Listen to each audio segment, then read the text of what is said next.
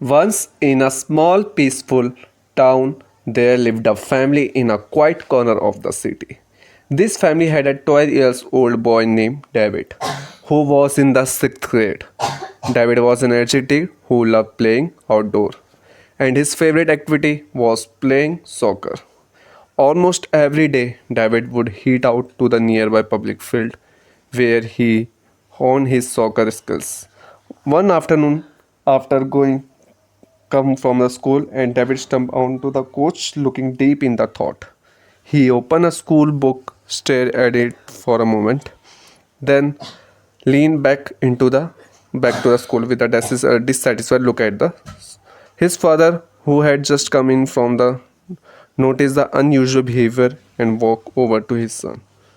Sitting beside David, he asked what was bothering. David explained that he had received a poor grade in math, but that wasn't time what was truly upsetting him.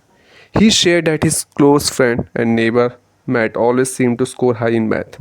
No matter how hard David, he just couldn't seem to do as well. Hearing this, David's father went to get a glass of water to calm his son. Once David had relaxed a bit, his father took him outside to their small backyard garden, which was filled with cherry tree and a peaceful atmosphere. David, his father began, I want you to understand three important lessons from what happened today. They are lessons that will guide you as you grow older. David, who deeply respected his father, was a bit confused but intrigued. Can you explain those lessons, Dad? Yes, he asked. You will learn each lesson one by one. Through our knowledge, I will give you. His father replied with a gentle smile and a brief pause. His father continued for the first lesson. I want you to invite Matt to play score with you. Tomorrow, David nodded, eager to find out what lesson his father had in mind. The next morning, the weather was bright and welcoming, and David went to the excitement that after that he invited Matt to join him for a soccer game at the nearby field, who plays soccer almost every day. Dominated match, he scored 3 goals, leading his team to a big victory. Meanwhile, Matt, who wasn't very familiar with soccer struggle, he often lost the ball and made several mistakes. Despite this, everyone who played that day had a great time. Almost David cleaned up and hurried meet his father in the backyard. Dad, I play soccer with Matt today. What the first lesson you want to teach me? His father smiled knowingly and said, tell me how the game went. David described everything from his 3 goals to how Matt wasn't very good at soccer. His father nodded and said, look at this, David. Matt may not be good at soccer, but he almost doing good in maths, just like how you might struggles, but excel at soccer. We are all different. That's okay, na? Which have our strength and passion. David felt a wave of understanding wash over him. He realized that people are different and don't have to be the same. But curious as always smile. He immediately asked about the second lesson. For the second lesson, his father said, I want to pay close attention tomorrow at school.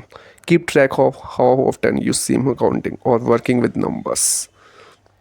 The following day, David eagerly went to school, excited to complete his father's challenge. Throughout the day, he quietly observed Matt, noticing how often he was engaged in maths related tasks. After school, David passed the time playing soccer again until his father returned home. That evening, David approached his father and reported his finding. His finding David Matt was counting a lot today. He was working on math problems, solving puzzles, even calculating things like change during recess, and he even counted the petals on a flower. His father smiled warmly and said, that the second lesson, David. Matt is good at maths because he enjoys it and practices often. If you want to get better at something, you have to keep practicing, just like you do with soccer. It doesn't always have to be difficult. You can start with simple things like counting petals on a flower, or David smiled, realizing that he could improve in anything as long as he practiced consistently, just like he had with waiting. David eagerly asked about the third and final lesson. His father thought for a moment and said, "For the last lesson, I want you to think about how much better math is at math compared to you." Dad paused for a second, then hesitantly replied, "I think math is about 3 times better at math than I am." "All right," his father said, "for the last challenge, I want to study math 3 times harder tomorrow." David swallowed nervously but nodded, determined to tackle the final challenge. The next day after school, David sat down to study math. After an hour of intense focus, he decided to push through and study for 2 more hours, tripling his usual effort. But before he could finish, his head started to throb, and without realizing it, he fell asleep. Later, he was gently woken by his father's soft tap. "Wake up for dinner and meet me in the garden afterward," his father said, feeling disappointed in himself. David met his father, his head hung low. "I'm sorry, Dad," David said. "I couldn't complete the challenge. I studied so much that my head turned and I ended up falling asleep."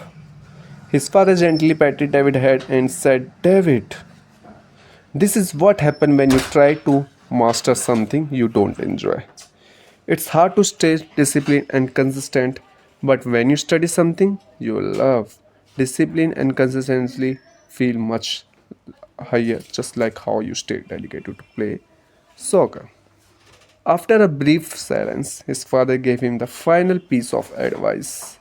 "So, if you want to be smart and become an expert at something, either study what you love or learn to love what you are studying." David, filled with admiration for his father's wisdom, promised to carry these 3 important lessons with him for the rest of his life. So,